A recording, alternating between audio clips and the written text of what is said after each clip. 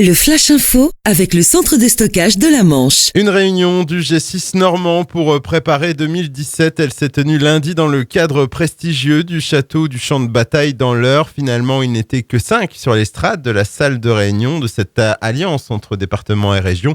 Alain Lambert, le président du conseil départemental de l'Orne, étant absent pour raison de santé.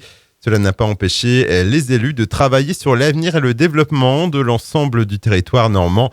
Le prochain G6 normand devrait se tenir à Tocqueville, auprès de Cherbourg. Aucune date n'est pour le moment arrêtée. Crise politique à Granville. Hier, 14 élus du conseil municipal ont déposé leur démission. La rupture avec la maire Dominique Baudry semble désormais consommée. Avec cette démission massive, ils veulent ainsi obliger le préfet à convoquer de nouvelles élections puisque le conseil n'est plus en mesure de siéger.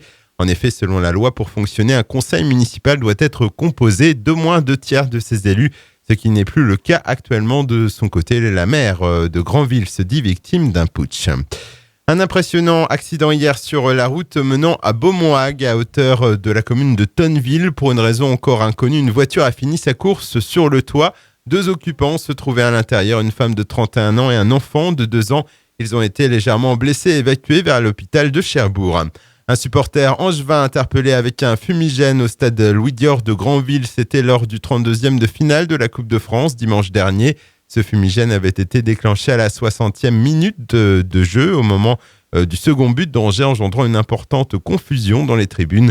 Le supporter fautif d'une vingtaine d'années a reconnu les faits et sera convoqué prochainement devant le tribunal de Coutances. Et puis un mot de handball pour finir. Le Pointe-Hague éliminé de la Coupe de France départementale.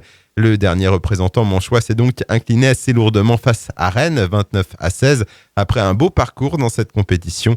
Le PHHB quitte donc cette Coupe de France au stade des 32e de finale. Le Flash Info vous a été présenté par Landra, centre de stockage de la Manche à Digulleville. Pour en savoir plus et visiter notre centre, 0810 120 172, coup d'un appel local.